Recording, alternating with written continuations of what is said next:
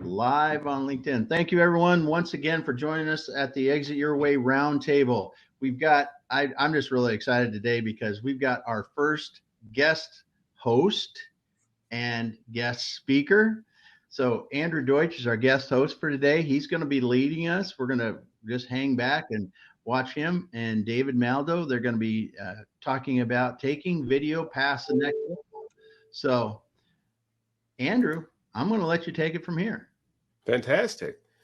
Great to see everyone, although from here you can't see everyone. But, usually we start with the question of the week and give everybody an opportunity to kind of come up on stage and give their elevator speech. So this week we're going to do a little bit differently. The elevator speech comes first, and then you're going to answer the question, what one mistake did I make in my career that led me to being so much better at my job? That's the question of the week. So Just first, one? to show you how it works, we're going to give the elevator speech. And here we go. So Fangled Tech, my company, we're a marketing and sales consultancy service on a global level. We help companies strategy first, build their brand, and convert everyone they touch into voracious advocates for their brand. And my biggest mistake in my career was accepting a job interview where they expected me to present a presentation on what I would do with their company. And I won't say the name of the company, but they basically hired someone from within and implemented my entire strategic plan and never paid me for it. So now I know that if I get involved with companies, if you want discovery, it costs money. And it certainly increases the validity of my brand by insisting on that. So who's next? Nice. Oh, Brad. Apparently I am. Yeah. Elevator. So elevator. I coach CEOs and business owners on how to ignite and accelerate their growth. So, and my biggest mistake, I'm trying to think, all I can think of is this vast array of thousands of mistakes, and none of them actually pop up, that in my business, they kind of drag me. That's not true. I would say it's marketing. So I've been hiding out for 24 years and only doing individual contact process. And so I'm trying to figure out my marketing where it's actually marketing. So that's a recent mistake I made. Cool. Right. Thank you. Mr. Greg. Hey, Greg Michio. We do content marketing for manufacturing and industrial sector. And we definitely help small marketing teams who don't have the time or resources to do content. I don't know why, but this just always kind of comes back to haunt me. I just remember this isn't really a professional mistake. It's probably more of a financial mistake. But I remember I was doing a lot of reading on branding early in my career, and Amazon had just come on the scene. And I was talking with somebody, and I was like, they don't really, what do they sell? They don't sell anything. These guys aren't going to make it big like Walmart or something like that. Where are these guys going to go? So I kind of regret that one. Great. So what did you learn from it? Invest in Amazon. Too late. Yeah. Thanks. Mr. Jacob, you're up. Unmute. Oh, yeah. Thank you. So the elevator speech is that essentially make IT more accessible for business owners and leaders to get the benefits out of. So that's from cloud technology, cybersecurity, and making sure that the technology is meeting your goals. So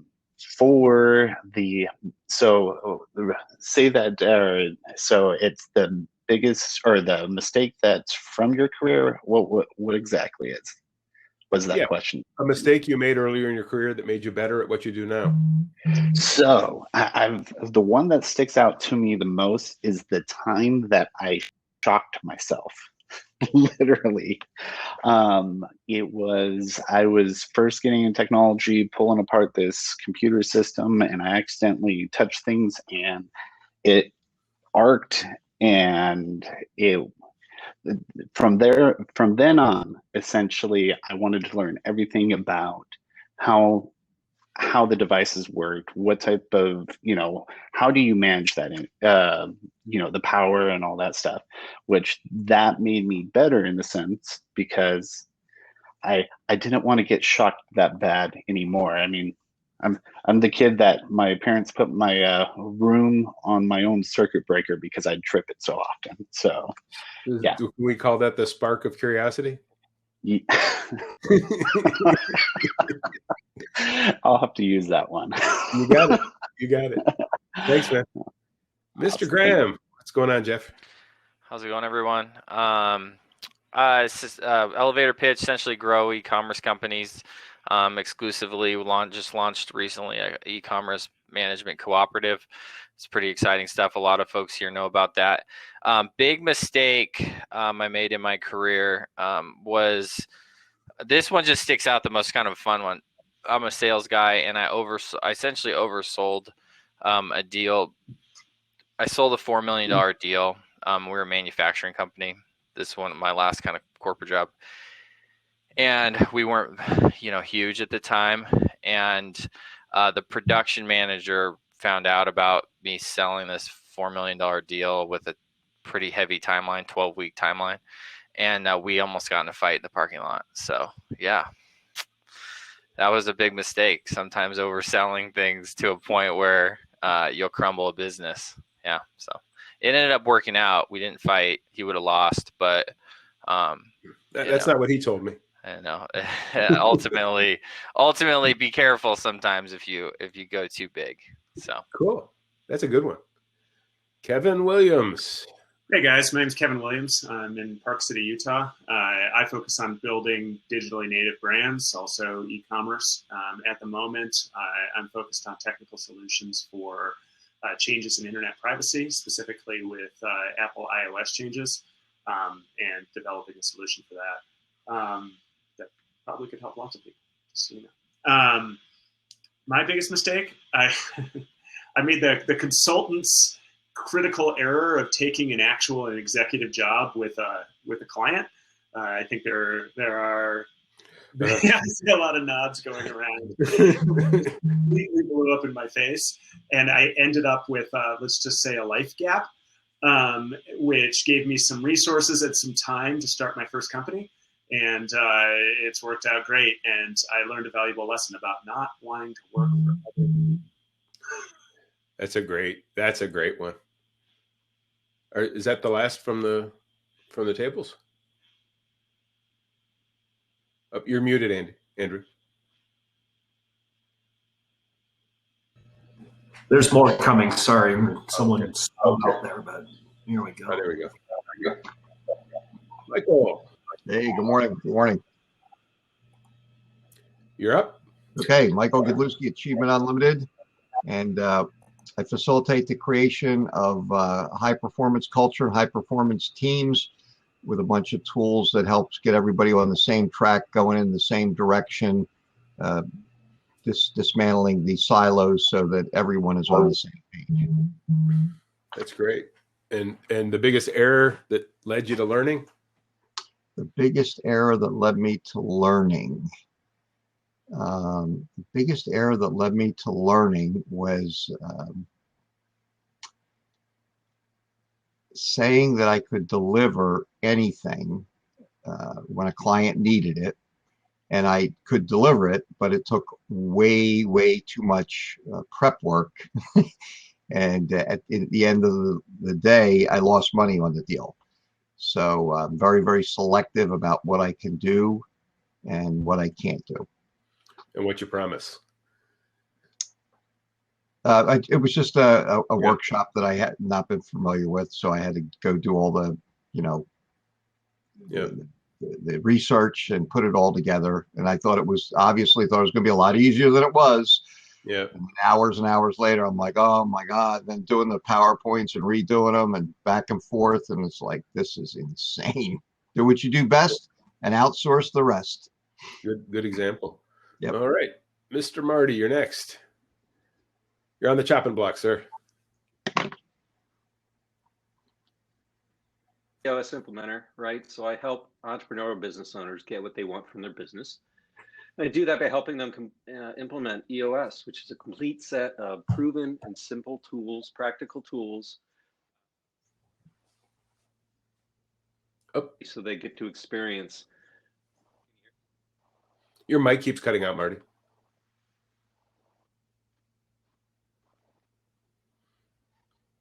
Still out.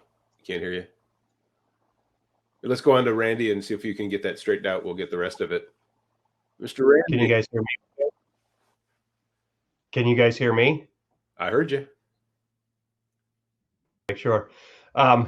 Interestingly, Michael and I consult for the same company, High Performance Culture. I work with organizations to establish world-class cultures and help them identify the fundamental behaviors that they need to not only establish them, but maintain them for a long time. So that's what I'm working for. And I'm also, of course, you guys already know, and I don't need to say it, I'm a big kindness advocate. So that's what I do. And my golly, do I have to, I'm going to sound like I'm beating myself up, but I've made too many mistakes to pick a good one. I was working in the Department of Defense as a contractor, and we had an upgrade to do on a Cisco router, and I accidentally fat fingered one name in and so and wow. Got it fixed really fast, but fortunately at that time there were no missions being run, and the crap did not hit the fan, but it could have been a really bad thing. So I was very, very, very, very conscientious after that of making sure that I followed the checklist to a T and that I triple checked everything that I was putting in. So yeah. That fat fingering thing's dangerous. I'm going to write a book on how to put your fingers on a diet. Make less mistakes. Yeah. All right. Thank you very much, Professor Pete. Oh, good morning, Andrew, and good morning, everybody. Professor Pete Alexander. I empower working professionals to go from mentally and emotionally overwhelmed to better protecting their health and handling challenging situations with grace. You mentioned early in the career, and a classic for me was I worked my way through college as a Radio Shack manager. And I was interviewing, I was ready to graduate, and I was interviewing at different companies, and I was absolutely positively sure I was going to get this job in public relations, that I went and I told my coworkers, oh yeah, I'm going to get this call on Monday. And they said it was down to 2 candidates and they really, really liked me, blah, blah, blah. Monday came and went. No call. Tuesday, I found out I didn't get it, and I had to eat crow back with my coworkers. So the big learning I had was don't count your job chickens before they hatch. Nothing worse than that. There's my job chickens. Oh, the cows are coming. Oh, the cows are coming out too. Yeah, I forgot they were here today. Someone left the barn open. Thanks, Pete. You bet. And we're on to Ron Higgs. Hi, guys. Ron Higgs. I'm here in Seattle. As most of you know, I am searching for my next opportunity. But, I may make some changes as far as that goes. But let's say operations, and looking for a position to where I can work with all the major operating functions of the business to move the company's mission forward.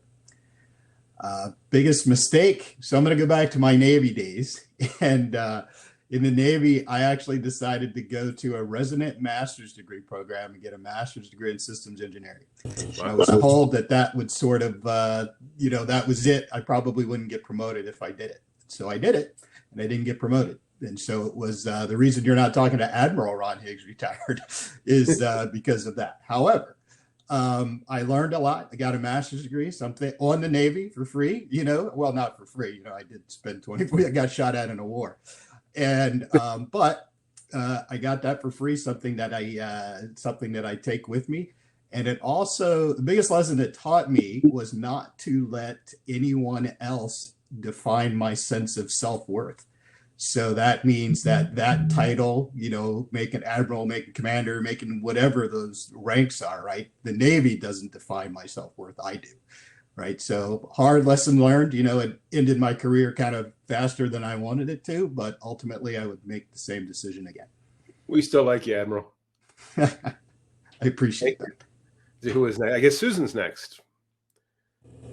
Hello, Susan. Hi, everyone. Greetings from New York. I'm Susan Gans of Gans Strategic Solutions. I work with the C-suite on their key strategic initiatives, getting them unblocked, or working with fast-growing companies and putting in place some systems and structure as they go from the infancy stage to the adolescent stage, as I say. In terms of mistakes that I've made, a mistake that I made early on in my career was about when I was writing a report with some colleagues, and the message became unclear, and our manager ripped the report apart, and it didn't feel so good seeing all the red marks, so to speak, like in school. But what it taught me is to be crisp and clear with the messages, and to be very mindful and intentional about what points you want to get across, and are you communicating your message effectively. It's good stuff. Thank you. You're welcome. And we're moving on to Sir Troy of Niehaus. Hello. How are you? Good to see everyone. I advise wealthy individuals and multi-generational families and help to make money meaningful for my clients. I'm a former startup owner. I've led a worldwide software business. I was president of a high-tech hardware company. And because of these experiences, I focused my practice working with business owners and senior corporate executives and helping them to find out what they're missing in their financial life. The biggest mistake I've made was sticking in transactional roles too long. The value of my practice is it's relationship-based. And it took me too long to really realize that. And so that's where I am today and what I do. And it's super important to me. So I'd say that was my biggest mistake. Cool. Thank you, Troy. Thanks, Andrew. Moving on to Ron. What's going on, Mr. Craig? Hey, thanks for help. I'm not muted. Hey, look at that. That's awesome. So my name is Ron Craig, and I am a copywriter and storyteller for the cybersecurity and technology industry. So I help companies kind of bridge the divide in communication between technical and non-technical, so that we can get the idea of security over to CEOs, board members, stakeholders who don't actually understand anything to do with technical, the back end of what goes on in IT and security, which is highly needed in this industry, in the world in general, just because it's just too inundating and too stressing. So that's what I do. And I think, in terms of what is the biggest mistake, I think the biggest mistake for me is probably not really getting into my own thing, because I have my own company now, and I was kind of working like everybody else, having a job for 20 years or so, and not really doing this in a timely fashion when I should have. I've never been somebody who did well working for others. I think I've always had the entrepreneur and kind of business mindset. So I always was at odds with everywhere I worked. So this is good. This is nice. It's nice. I'm extremely busy. And so I have a lot to learn to get that a little bit more efficient. But other than that, it's been good. It's been fun. And I'm excited to help people. And I think I'm doing well at that. Great stuff, man. All right. I think Ron was the last from the audience, no? Oh, you're muted, Damon. Corey Hansen was, but he must not be. He's on stage with us, so he's not. Marty is back. Pull Marty back. Awesome. For some reason, I lost my panel. And there's coming back up. Let me see if I can get Marty back up here. I got him. All right, cool. Marty, if you turn on your camera, you'll be back up, brother. There you go. Yeah, I'm on. Can you hear me? Yep. Can you hear me? Yes, sir. Yes. Okay, cool. Yeah, I was using my old ear pod, so I fixed that. Hey, so I went through EOS a little bit. So I'm an EOS implementer. I help entrepreneurial business leadership teams get the most out of what they want from their business by using a simple set of practical tools that help them experience vision, traction, and healthy. And once we get that with the leadership team, as goes the leadership team, so goes the rest of the organization. So my mistake definitely comes clear to my mind is I've been working and doing this work for 10 years now in terms of developing leadership teams on my own. And with EOS, I mean, I was basically trying to write my book and put all my systems into place. And when I found EOS, it really has done all that for me. Great. So there we go. Can you guys still hear me? Yeah, I can hear you fine. Because I can hear Damon. Anyway, we can all hear Damon. That's been my mistake. Realizing that it's out there. It was already out there, and I didn't have to reinvent the wheel. So, all right. Good you stuff. Guys good. Thank you so much. Thanks, Marty. And we've got Con. Morning, guys. Sorry for being late to the party, but I had to take care of a few things. But I couldn't miss it considering the topic, considering the friends. Since Andrew was talking here, I figured I got to show up, man. Uh-oh. I got to up my game. Maybe. Maybe. So did you hear what the question is? I did not, so I thought I would ask. So first, your elevator speech about what you do, and then something early in your career that you made a mistake that makes you better at what you do now. Oh, okay. All right, good. What I do. So I am the proud owner and founder of Fresh Biz Solutions. We are a talent management consulting firm. And in so many different ways, we help our clients, but primarily by providing tailored events, whether that's a training workshop, a facilitated strategic planning session, or otherwise. We do that through executive coaching, working with their senior level executives or their emerging leaders. And the third way is purely consulting on their human capital management systems and making sure that every dollar that they invest in their people is a dollar that's targeted and well spent. Great. So that in a nutshell is kind of what we do. As far as my lesson, there's an interesting one that I use in my classes as well. I was working in corporate America for a Fortune 100 company, and my boss had asked me to prepare some key slides and information for her presentation to the executive leadership team. And she had asked me to deliver it by a certain day. She said, basically, get it to me by Thursday, let's say. So I was working on things, and being the young executive that I was at the time, I wanted to do the best job I could to impress the boss, especially since she was going to be in front of the bigwigs. Well, I kept working on it, trying to perfect it, trying to make it better. And her 5 o'clock came and went on the East Coast. I justified it to myself, and I said, no, she probably meant end of business my day. So I kept working. My 5 o'clock came and went, and then I started playing the justification game that it was purely a calendar thing. By Thursday's not over yet. I've got more work to do here. Long story short, I delivered it sometime in the middle of the night. She obviously had a meeting first thing in the morning.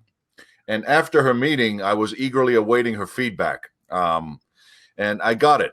I got her feedback, and it was she was very kind and patient, probably more than I would have been, and basically said, look, you put me in a situation where I had to walk into a presentation that I was not prepared for. I want you to understand, if nothing else, that sometimes your B product on time is more important to me than your A product late.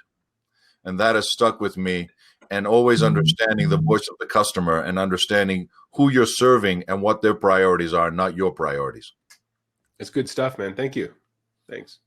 I think that's the last one. Corey put in the chat he said, taking my partner's fastest growing business, biggest mistake was not taking equity in my clients. So I think now we're just at the table, right? So Ira, Andrew, Damon, and our guest. Yeah. If you want to go first, only because my mistake kind of mirrors a little bit what Con's just made.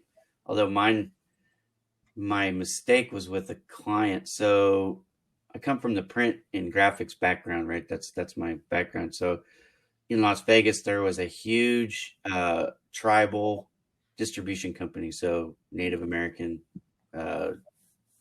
distribution. And one of the product lines, the major product lines, was actually cigarettes. So people will come from 100 miles in any directions to buy Native American cigarettes off of a reservation because you don't pay any tax and it's cheaper.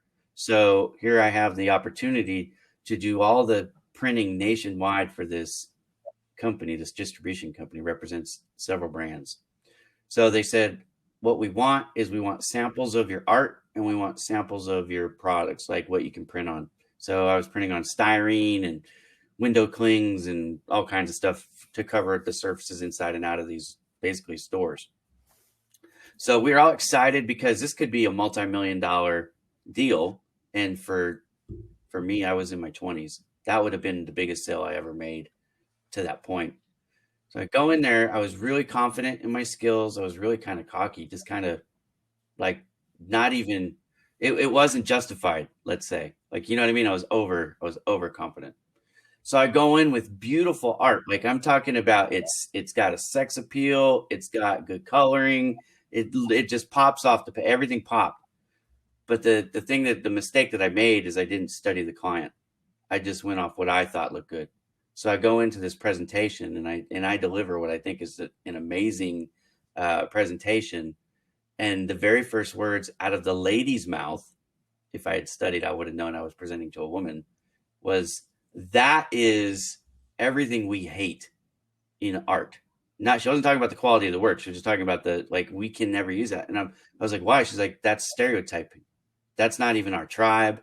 Those markings actually mean something. And it doesn't mean what we want it to mean. I'm like, wow. I mean, I flubbed that up as bad as you could, really. And what's funny, Con had talked about the lady being gracious, is the lady that I was talking to ended up being gracious and still ordered from us anyways. We got a second chance.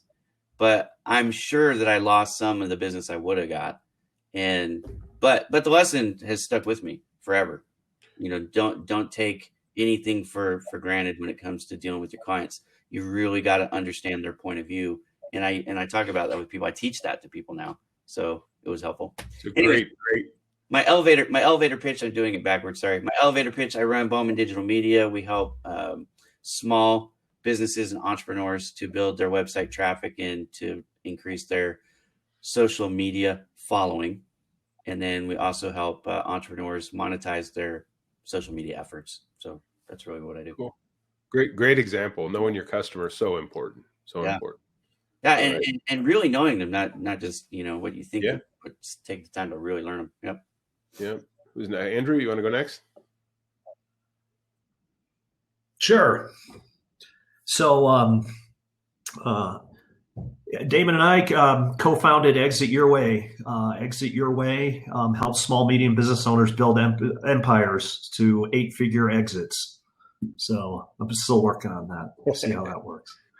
Anyhow, I'll let you use my elevator. Yeah. Thank you. I love that. That's awesome. I gotta get that. I definitely do. So learning from your mistakes, I think there's so many. If you learn from your mistakes, I have a PhD, and I apply that. But I think really it goes back to the earliest days with the wayward emails and how you communicate and the power of that. And it's just, I think the biggest thing for me was learning from my mistakes was that's a good thing, and mistakes are okay, and not to, and in my younger years, I had to have I felt I had to have the answers to everything. And you can ask the questions and you can get help, and you don't need to recreate the wheel, and and it's important to ask for help. And I listen to everybody's also experiences too. When you're working on a deadline and it's 5 o'clock and you start rationalizing, I've been in that situation because, you had to bring them the answer, and 5 o'clock goes by and 10 o'clock goes by, and as you get older and you get experience, those are the mistakes you make, and you learn to say, hey, I need help here. And oftentimes, that's received well from the clients. They don't want to not hear from you. If you don't know the answer. Great. So that's great. That's my thing. Damon, you're muted. Well, I think I think like Andrew, I've got a PhD in making mistakes, and Jeff Graham always says you got to make a bunch of them to get good at anything. So I must be like an expert in many different things. It's our core competence. Yeah, it's core competence. I've screwed up enough, so I'm good at a lot of stuff. But I really think it goes back to early for me. I've done the email thing where you accidentally hit reply all and hit those kind of stuff, or but the one that sticks out to me is really early in my career. I had one of my first management assignments where I was responsible for a company, and I didn't get buy-in of people. I thought I was going to be able to go in and explain to everybody what we needed to do and go do it, right? And I didn't get the buy-in of the managers and the people that are actually working in the factory and really do it the way I should. And man, it just took forever to get anything done. And I had to go back and basically restart over and go to everyone and say, okay, yes, I'm stupid. I don't know what I'm doing. Let's start over again. And then we on the converse of that turned it into a lot. But cool. I think that it still sticks in my mind, the importance of at least explaining perspective and why you're doing things to the people that you're working with, because then they can understand. And without that understanding, they're going to be always wondering why the hell they're doing something, or why you're asking someone to do something. But and with Andrew, yeah, we help businesses grow, and when they're ready to get out, we can sell their business, succeed their business, wherever they do. Our work is primarily through increasing revenue and business efficiency, using a lot of people like are on the call today to drive specific points of revenue, e-commerce, manufacturing, healthcare, some of those other businesses. So thanks a lot. I love what's going on. So let's get it going. We're going to have a little bit of fun. It's funny that in your example, and I've heard a theme through many people, at the end of the day, when you're working in an organization, you got to recognize when you want buy-in, those employees on your team are your customer. Yeah. So treat them that way, and man, things get a lot better. So anyhow, for those who've seen me goofing around with video and kind of having fun over time, I want to introduce you to a good friend of mine. We recently met, and we actually have a joint venture between our two businesses, to be fully transparent. We're not here really to talk about the product, the training program that we've created to help people use video.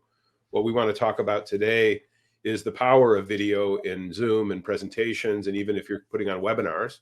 Let me introduce David, and he can kind of, first of all, let's turn him to speaker mode, and then in speaker mode, he can kind of give us his elevator speech about Let's Do Video as company and answer our question, and then we can get into the presentation. If you want, go ahead and share your screen, David, and I'll move you around. It'll take a second for us to get set up. Yeah.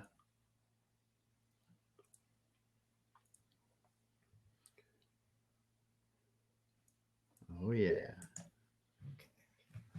All right, and give me just 1 second to set something up behind the scene. Let me see. Actually, let me introduce myself, and then I'll do a little setup, and we'll get into the presentation. Yeah. But my name's David Maldow, and I'm kind of on my third career. So the first two will only get a sentence because we don't have a lot of time. The first career, I was an environmental attorney in New Orleans for 10 years, which is been educational, but I don't do anything like that anymore. The second career was an analyst and writer covering the video conferencing industry for at least 15 years. And it was, it was the business room stuff, the big expensive cameras in the meeting rooms and the board rooms. That's what business video conferencing was, until it became easy a few years ago. And I was jumped on that quickly as an analyst. I was one of the first Zoom experts before Zoom was a big thing. But that's still going on at Let's Do Video, but that ties into the third career, which is the need has shifted over the last few years. It's not the big boardroom video conferencing thing anymore. It's us. It's what we're doing right now. So I've been using techniques and tricks that I've learned to make daily video conferencing, desktop video conferencing, home worker video conferencing more effective and impactful. The webinars you're giving. And Andrew's shown you some of the tricks that our techniques can do. And I have a lot of fun and crazy tricks. But we're really trying to focus on the business use. A simple thing like putting a title bar, a name and title bar. That really makes a difference in a meeting. It gets someone's attention. It wakes them up. those sorts of things. Just being able to customize where you put your logo, as opposed to, and there are some solutions that are starting to implement some of these features, but having full control over the size of yourself in the window, full control over the background. Those things have been pretty exciting. And the big trick, and now I'm going to try to talk and set up at the same time, so bear with me for a second. And this is going to work. It's going to be very cool, you guys. What's Andrew doing in there? He's not part of the presentation. Oh, you're not supposed to be seeing that. Oh, okay. All right. It didn't quite work the way I wanted it to. I was hoping we do that. We set up earlier. You were capturing me. Hey, behind the scenes. I don't want to sit on your lap, dude. We're friends, but oh, I might have just crashed. Give me a minute to get this back up here. But you can still hear me, so I'll keep talking while I get the video stuff going. We haven't used this before with Remo, so it's our first time using it with Remo. The big trick is being able to move people into your screen, which I'll be doing in just a minute once I get this back up, and which is what I'm doing with Andrew. With that, I've been producing, and this is something new that I'm not seeing a lot of it out there. But what I'm able to do is bring people onto my screen. So, for example, over Christmas, I did a signing for Santa event, and I wasn't even on the screen. I just produced it, but I had a Zoom room, and a signing Santa, a deaf Santa was in Zoom with a green screen, and the children were in Zoom one by one, and we had an interpreter elf, and I was able to bring them all in so that they were all on the screen with me. So, with the pandemic, these children couldn't sit on Santa's lap, but I had them virtually sitting on Santa's lap. And please bear with me, the software is loading back up. This is the classic demo nightmare. It always happens in the demo, but it'll just be a few more seconds. It'll come back up. We'll be back up in a sec. Yeah. So I've been doing rehearsal. yeah, and it'll look good once we get it going. I just want to give it a minute. And other events, and I could just describe it as we're waiting for it to come back up. Here we go. And okay, so you got to go back on I think Damon. There we go. There we go. So, okay. So I'm able to bring other people into my screen, and usually we do it more rehearsed. We'll have Andrew at higher quality and not have his name up there and whatnot. But the idea is I'm able to bring people onto my screen and even hide myself if I want. So I could put anywhere I want to. But right now I don't want Andrew on my lap. This is a little too close. So let's go to. This is a scene that I use with another partner of mine for a weekly stream that we do on YouTube. I get on Zoom with her, and we're able to have her high resolution next to me, and I push it out live to YouTube, and we answer questions and we talk about the industry. She's another AV video conferencing expert from old school. Let's get a little cozier. Here we go. So now this effect is just amazing for me. And like I said, I can do millions of tricks. We could fly across the screen on dragons. We can turn into cartoons. But for business, we want to keep it professional. So we have something like this, usually even more professional with the backgrounds, whatever suits the client's need. But it really feels, and this is the magic part for me, is when I first started doing this, I thought, okay, I'm still sitting here in my office. It's just going to feel like I'm sitting here at my office giving a presentation. It really feels like I'm sitting next to Andrew. You get into it, and it makes it so much more engaging and fun and interactive, and it becomes, this doesn't feel like a Zoom meeting or a Microsoft Teams meeting or a Remo meeting. It feels like hanging out with Andrew. Yeah, it's funny, in rehearsal we had better bandwidth because this was almost completely smooth. But nonetheless, some of the reasons that we use video in our meetings is really about being more impactful, more interesting, and memorable. But what are some of the downfalls if people aren't careful with how they use this tech in a business meeting? Well, I mean, you don't want to go crazy, and maybe I should have set up some of the funny stuff. But I have all these silly, crazy effects I can do, And you don't want to turn people off. You don't want people to think you're unprofessional. Let me see if I have.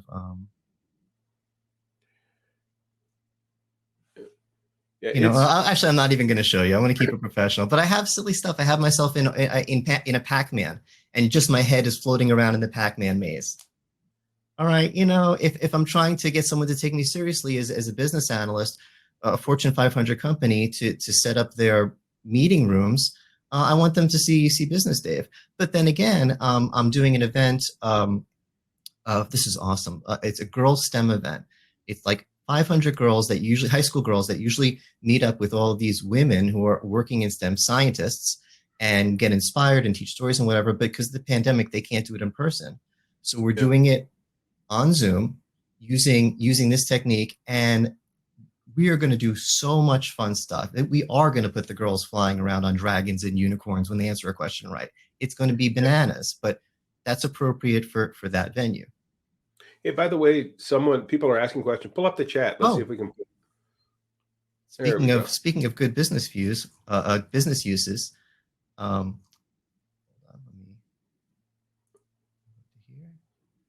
If I've set this up right, there we go. We're engaging with our chat now. So Greg is asking us, how's the quality of the recorded video? Tried recording Zoom videos and the quality's been low. Yep, that's a great question. Zoom, well, first of all, this is sort of a behind the scenes thing, but with the pandemic, Zoom's usage has gone up like 1 million times. They went from 10 million daily users to 300 million daily users, or something like that. So, and they wanted to keep all the calls up, and they did a really good job of it. And so one of the ways they did that is they reduced the quality on some of the recordings. So you can, if you talk to your Zoom account, you could say, hey, I need to do high quality recordings. Can we set it up for that? And they can do it. But by default, I think some of the recordings have been lower. But with this technique, you get optimal recordings because the software that I'm using to do all this, let's get a little cozier again. Here we go. The software I'm using to do all this, I can record directly from it to my computer without going up and down on the internet. So whatever I'm seeing, which is me in pristine quality and the best whatever I'm getting from Andrew, that's what I'll be recording if I record it locally. Also, we can take this. If I wanted to right now, I can click, and I'm not going to, I can click the start streaming button, and this would push to my YouTube channel. And it would be the quality of whatever YouTube takes and whatever my connection is. And then it's recorded. Anything you stream on YouTube is recorded. So you just avoid using Zoom for recording.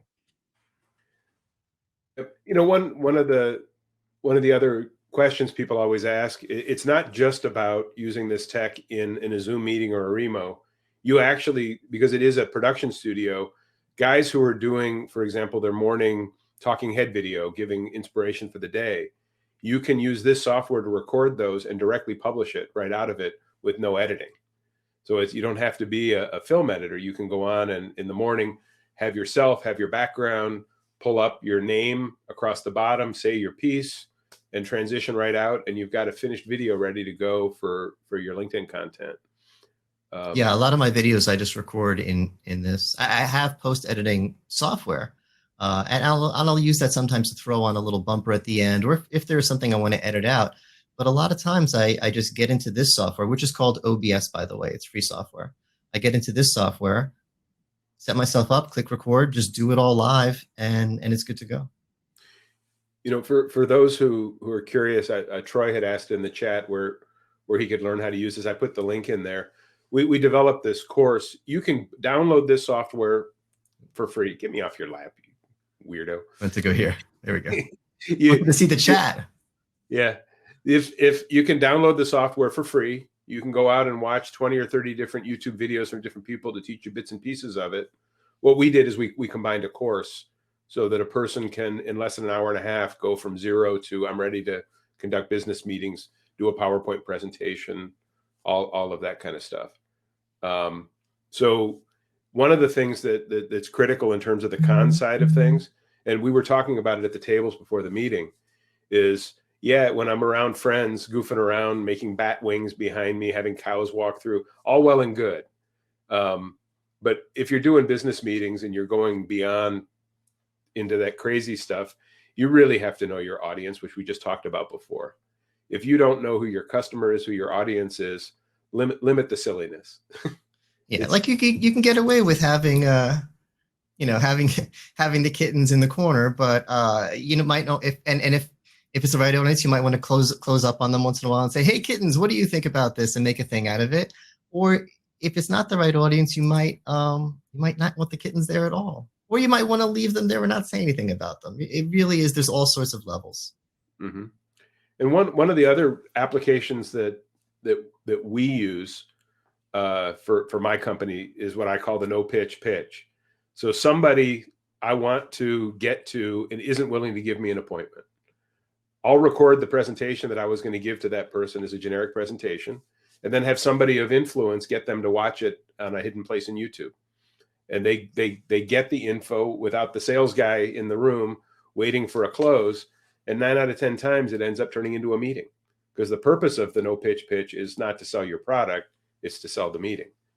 And with this, it gives people who don't have the video chops to know how to go in and download and use high tech editing software to edit your videos, to be able to create it and do it that way. Hey, Kevin, the course does have, if you click on that link, and scroll to the bottom, there's a syllabus, a short description of all the lessons in the course. There's 10 lessons in the major section of the course, and there's 1 bonus lesson, and we're working now to add others. If someone gets it now, they'll have access to anything that we add to it. But if you go to the link that Andrew posted and just scroll down, you'll see a full explanation of all the lessons in the course. Yeah. And the other interesting thing that David and I came up with, which is part of an experiment, is we're growing the course, trying to use this video process that we're working with as a vehicle to also build a strong model for why affiliate marketing can be powerful. The question we had at hand was, how do we do this, bring it to market without feeding the Google beast and without feeding LinkedIn in terms of having to put ads and having to put ads on Facebook? So what we've done is we've built a website for the training. First of all the videos are put away somewhere, posted in a manner that they can't be downloaded and copied and cheated. But we also built an affiliate program. So typically when I would give a presentation, someone would go, "Oh my God, how'd you do that?" I give them the link to the course, and then they can decide to study or otherwise. With people who take the course and really are impactful, they have the ability to give that link that we give them uniquely as an affiliate after they do a presentation and have people. And typically, if 5 people love your presentation enough and click on the link and join your course ends up being free, because we pay commissions to the affiliates. And the reason that we're doing that is to build this model that through affiliate marketing, you can grow a business and also become podcast sponsorships. So, which is a different topic for a different day. But most people who have podcasts, they don't really feel like they've become a real podcaster until they have a sponsor. Well, if you have a product that works within this affiliate model, you can sponsor podcasts with no money up front. They do an ad for you. They drive people to your website. If they're able to get people to buy from you, you pay your affiliate commissions, which pays for your sponsorship. So it's just something that we're working on going forward with what we're doing. And the reality is, at the end of the day, it's just really darn cool when you realize I'm 1,500 miles away from David and we're able to conduct a webinar together. Yeah. I'm wanting to show off more of the fun tricks, but I want to keep this professional. I'm really, We had 3 or 4 requests for silly stuff in the chat, I think. All right, and I didn't rehearse it because I hope I don't crash it again, because when we're doing a real thing, we lock it down. This was kind of spur of the moment, just friends, so we're embarrassed by the technical difficulties, but I think you get the idea. Let's see if this one's working. Here we go. I don't have the audio connected, but I've always wanted to be since I was a kid, right? It's such a fun thing to do. I don't know correctly. You can kind of see me. I'm putting myself in Times Square with Weezer for some reason. I don't know if the dragon work. Oh yeah, and we have silly transitions that we would never use in business meetings, as opposed to the simple fade. There we go. I'm gonna have to stand up and size myself correctly. I'm kind of stuck in the dragon, but you get the idea. People seem to like this one. And again, you need to know your audience, and I just disconnected my audio. So you're not going out for pitching for financing for a $4 million deal, riding a dragon? Yeah, that wouldn't be right. That wouldn't be right. But for just for showing, you know, what can be done, I think that's good. And it goes on and on and on. See, that's the thing is, you know, Andrew was saying before, hey, this is free. Anyone can do it. And it's true. But and this is hard for me to say because I don't want to, it sounds, you know, patting on the back. But the fact is I spent 4 or 5 years obsessing about this software. It was my hobby. My day job was let's do video talking to Zoom and Microsoft and Logitech about, you know, business cameras. But I have a hobby stream on Twitch, the website with all the kids. And I really obsessed about the software. I just nerded out on it. I'm a nerdy guy, and I spent a lot of time learning it for you. It's not meant for this, to be honest. It was designed to just it's an open source tool. It's not meant to be easy to use. We made it easy to use. It's not easy to use, but with our course, it's easy to use because we took the time to take out all the parts of it that you don't have to worry about, that could confuse you, that confuse me, and say, this is what you need to do the things you want to do, to put your lower third behind you, or lower third is the title bar. Put your title bar below you, get your backgrounds below you, get your PowerPoint behind you. If you want to present, a much more effective way of presenting. A video you want to show, put it behind you, put yourself wherever you want on the screen. Those things, you could learn those tricks if you watch a ton of YouTube videos among all the other stuff that you don't need to learn. But we kind of just filtered it down for you. Yep. The most common way that I use it in my daily work is what he just described. So I'll come on the screen, it looks normal, and I'll shrink myself down to the corner, bring up a PowerPoint, run through the presentation. And what it allows me to do when somebody asks a question is to grow back like a big boy in the screen and be able to address and be in the room even when I'm not physically there, so that I don't lose people. As we joked about before, we don't create Zoom zombies, those people that just sort of fall asleep when you share your screen. And you can come up with things that are, it may not work for everyone, may add more impact to your meetings. And, you know, it's so customizable that it's not just like, okay, here it is how you use it. Like some people like to whiteboard. Some people like to write on a whiteboard when they're meeting with their teams. And there are some tools that are really hard to use that can put that in front of you. With this, you can get, excuse my handwriting. And I'm actually drawing this as I'm doing it. It's just a little, one of the many tricks that we can do, and a little more impact to your meetings.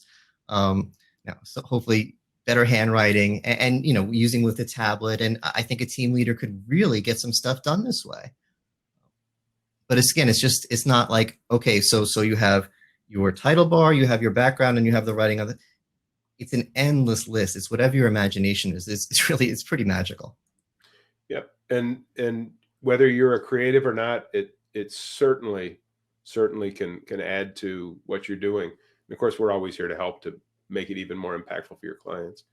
So anyhow, we got to unshare the screen and wrap up. And there's the last 5 minutes. I think we can wrap up the event. Let me turn my screen back on. There we go. So I know from previous meetings that anybody can learn how to do this, because it's a 90-year-old person, right? Yeah. Well, 82 was the oldest person that we got to train and we literally, Ira, rather than play the game, we sent him a link and said, go on and learn it and call me when you can get on a Zoom meeting. Yeah. No help. I love it. I absolutely love it. Look, I make videos professionally, right? So I'm in all that fancy software, but I'm going to tell you that the way you guys are using OBS, and I run OBS for my church 3 times a week, so I'm very familiar with OBS software. I don't do anything in OBS that's anything like this, and I am going to take the course for any of you out there who are saying, hey, maybe I have enough video experience. You probably don't make more videos than I do. Just honestly, I make a lot of videos. I publish a video every single day, right? So wow.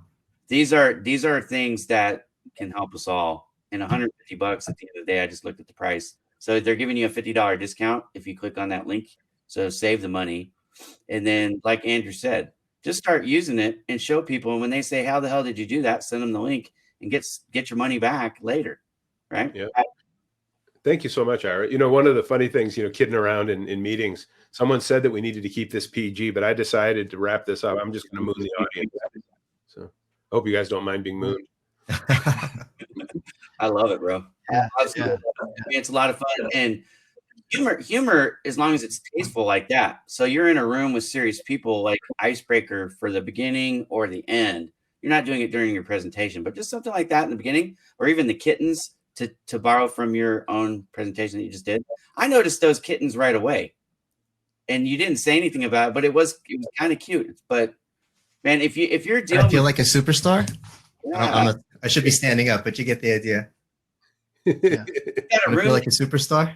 you got a meeting that's starting with 10 people, and maybe 8 of them you've never met before. But I come in and David's like that. I'm like, how the hell is he doing that? That's cool. You know what I mean? There's a lot. It says a lot. It speaks volumes about you if you can do stuff like that. Yeah, I really do think it's a good idea. No, I think it's excellent, you know, and I don't think, David, I think you're being too cautious on being too professional, you know. I mean, this kind of stuff, I mean, that's the one thing I think all of us as friends here have in common is that we can break up that, you know, you just can't take it so seriously, you know, and that's a great way to get an emotional contact with connection with your clients and your employees and everybody else. I do have one thing just to clarify. You do need a green screen to You make. don't. Okay, so that's good. A green screen makes it better. But You do more with a green screen. yeah, what you can do. Let me do it really quick. So I've got my green screen on. I'm going to turn it off, and then I'm going to switch myself to. Oops, wrong way. So this is, although I don't have it boxed in perfectly, this is what you can. Your background becomes the square, sort of like. See if this will show up because it's yeah. Let me turn the green screen back on so you can see this. So when you're presenting, you're sort of in the box. When your green screen isn't there, you know, pulling you together into that little space. But of course, you know, I can get out of the box if I want to. Nice. And you can crop that. Like if you don't have, you can crop so the box isn't so big. Is that right? Yeah, I can. What I've done here is it's just a cropped image of me. Because you're just using separate cameras. I'm guessing is the idea, right? Just like this. I can put myself in the corner. And so my background could still be my PowerPoint. Obviously, anything behind me will be blocked. But unlike a traditional screen share, I have the power to put myself wherever I want. You usually can't put yourself at the top, put yourself at the bottom, make myself a little bigger, a little smaller, maybe just depending on what your PowerPoint. And you can build your PowerPoint around this. So it's more fun with the green screen, but it's totally effective. You could do a lot without, and you could put things in front of you without a green screen. You can put the lower third title bar thing still works without a green screen. Anything in front of you. Well, this is going to come up a lot if you're trying to put people on the screen with you, right? So they're probably not sitting in front of a green screen because they didn't know you could do all this. So I think that's probably where it would be most common. I love it. You guys did an amazing job. Thank you. Yeah. Thank you. This is a lot of fun. I think for the presentation, for presentations, it's phenomenal because just like David is now, where you can be in front of your presentation. Andrew, you've done this before. And really, I think that the impact of if you're doing a presentation and someone starts asking questions, you can go back as larger. And then as that question goes, you get smaller and continue on the presentation, go back up larger when the questions come. And it's not an interaction of a voice behind a, slide deck. You're really looking at them and having the conversation. So I have to take off, but thank you so much. All right, Ira. Thanks a lot. We're wrapping up. We hit it right on the mark. 1 minute. This was awesome. Yeah, thanks a lot, guys. I'm gonna let Andrew Cross is gonna take us away today. And for those people on LinkedIn Live, we're gonna shut down there as well. So Andrew, can you do your thing? Yes. No, just awesome, guys. This is great stuff. Can't wait to take the program. It does. These are just great tools that, and especially at these times too, when we're doing so much of this video connection, and it makes it a lot more real. But thanks so much. We're sticking around. And if you're in Remo, not on LinkedIn, but we'll go back to the tables and do some more networking. So we'll hang around for a little bit as usual. And looking forward to seeing you all next week, same time, same place. All right. Yeah, next week is our monthly networking event, and then I don't know what's coming after that, but we got a lot of good speakers. We are looking for a guest host for April. We've got March. We've got, I'm drawing a blank. We got a great host for March. I know that, but we're looking more for one for April. So we'll do that. Thank you for making me the first guest. I had a great time. Thank you. Andrew, David, that was awesome. Thanks a lot, guys. Fun. Yes, thanks. We're going back to the tables now. Have a good time. Boom. Boom.